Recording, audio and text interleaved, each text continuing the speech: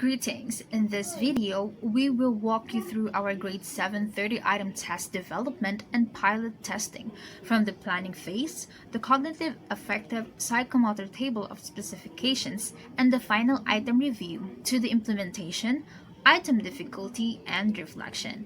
On November 5, 2025, we began our planning session at the PNU cafeteria. We prepared the essential documents such as the grade 7 topic matrix and table of specifications template and assigned tasks per quarter.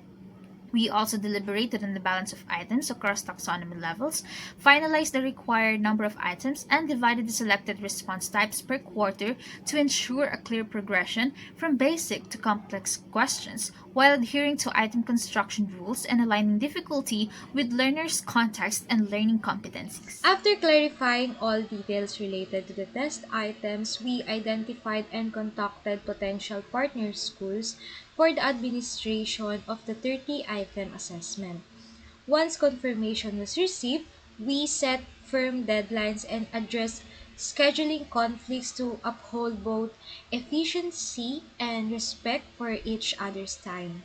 The table of specifications was completed collaboratively, beginning with the filtering of topics where the values to be developed were clearly articulated.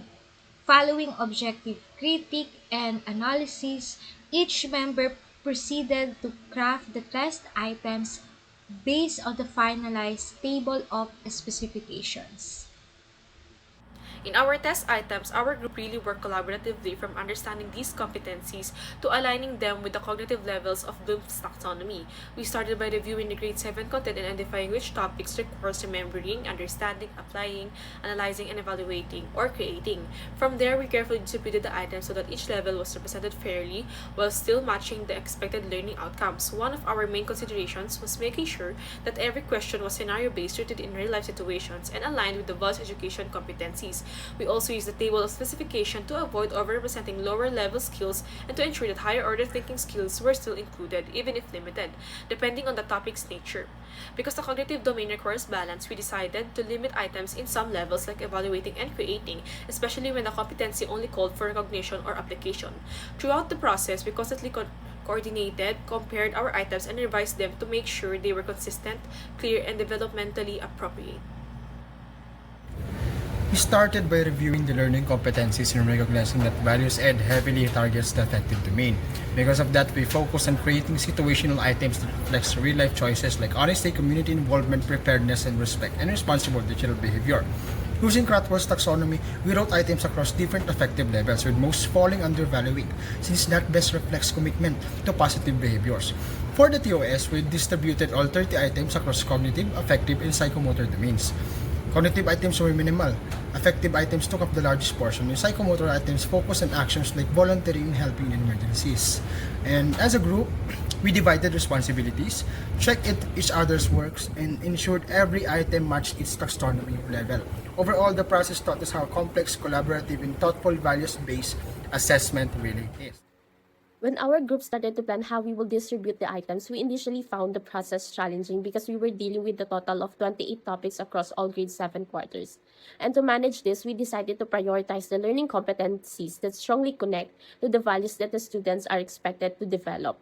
And most of these naturally fell under the affective and psychomotor domain. For the psychomotor domain, using Simpson taxonomy, we limited the number of items to only 7. This decision ensured that each task would genuinely measure observable skills and embodied actions. And when writing the items for this domain, our group decided to make them situational that focuses on real life actions and decisions. We designed questions that revolve around why and how that helps students to demonstrate not just the skills execution but also reasoning and appropriate responses in these scenarios. We made sure that each task was realistic, developmentally appropriate, and directly aligned with the competencies it aimed to measure. And through this, we were able to create a balanced, purposeful, and meaningful distribution of items across all domains. For the final look of items, we designed it using selected response formats, and all the questions are situation-based so grade 7 learners can easily relate to the scenarios. We mainly use multiple choice, fill in the blank, and matching type, which is also the order of the assessment, and that sequencing has a purpose.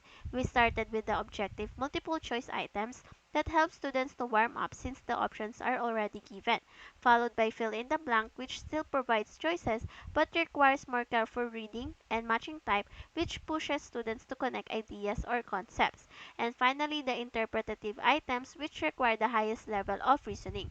We also arranged the choices from shortest to the longest and included at least one misleading option to make sure students truly understand the lesson and are not just guessing. With that, the flow goes from simple to more complex, so grade 7 learners can move through the test smoothly without feeling pressured. For the implementation phase, we chose the school mainly because of its accessibility, and being an alumni made the coordination process smoother. So I personally reached out to the ESP department head and explained the purpose of our pilot testing, and she immediately approved it. But for formality, we still submitted a letter to the principal in which she also approved. And on the day of the pilot testing, we introduced ourselves to the students and explained that the test was developed by us, and we emphasized that their honest responses would help us improve the contents and quality of the items. And while they were answering, we observed mixed reactions, such as some found a few questions challenging, others were very focused, and some appeared relaxed and comfortable throughout. The second school, we decided to split the group from the North area part to implement the pilot testing. As a church server, I coordinated a school where my parish priest is being a school director of the Catholic school. Then I talked to the director and the principal to help us implement the pilot testing with proper coordination to the school staff. As we give the test to the students, we are introduced by the advisor and we explain the different parts of the test to better understand the instruction in the test. Also, all of them are amazed and excited and very focused on taking the exams diligently. For the item scoring, the test was administered to 20 students from the grade 7 level. The test consists of 30 items. Each item is equivalent to 1 point. It is observable that the highest score attained is 28, while the lowest score is 6. The item with the most correct answer is item number 1, for which 19 students out of 20 answered the question correctly, while the item with the least correct answer is item number 19, for which only 3 students out of 20 correctly answered the question. As for the item analysis, from the 20 students, one student got the highest score of 28, while the student with the lowest score accumulated a score of 6. The mean of all the scores is 18, and the standard deviation is 6. To identify which students will be used as the upper and lower group, the group determined that 27% of the 20 students having the upper and lower group be composed of 5 students each. This makes 10 as the sum of correct answers overall, as well as the determinant of the correct proportion. Such examples for this are the item 1 and item 11, which all students from both groups got correct, which resulted in a sum of 10. This corresponds to 1.00 or 1 proportion correct in both groups. On the other hand, the item with the least number of students that got correct from both groups is item 25, with 2 students from the upper and 0 from the lower group, making its proportion correct to be 0.40 for the upper group and 0.00 for the lower group. So for the item analysis summary table, there are a total of 16 items to be retained because they showed acceptable difficulty levels and strong discrimination index, which means they effectively distinguish high-performing students from low-performing students. Meanwhile, 14 items need to be revised because they were either too easy, too difficult, or non-discriminating, which means these items did not function well in assessing students' understanding.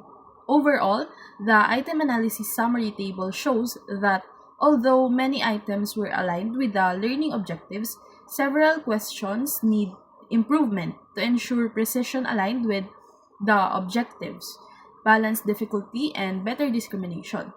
This process helps strengthen the validity and reliability of the assessment for Our future. reflection, we realized that creating effective test items requires careful analysis, critiquing, and multiple revisions. And these tests also felt like a test of waters because we still have a limited knowledge about item construction. And one challenge was the limited time preparation and conflicting schedules with our collaborating team, which made the meetings difficult. So most communication happened through messages. But despite these challenges, The activity was helpful for upskilling, especially since we were able to administer the test personally to grade 7 students. Another reflection is that we realized that throughout the entire process, from making the test items, administering the test, to scoring and analyzing the items, we encountered many aha moments. One major insight is that grade 7 learners today are very different from who we were at their age, and at times we found ourselves caught off guard and even overwhelmed. As we went through the test administration, we also saw how essential, clear, and specific instruction are. Students kept asking questions, which made us understand that even small uncertainties in the directions can affect how they interpret and answer the items. These experiences naturally led us to another realization. We still have room to grow in crafting assessment that are effective, appropriately challenging, and truly aligned with the objectives. Although we're not yet fully confident, we are starting to learn how proper item construction should be done. Moving forward, we hope to improve by giving clearer instruction, aligning each item more carefully with the objectives, and continuously refining our skills. Step by step, we're getting better, and this process is helping us grow as a better educator.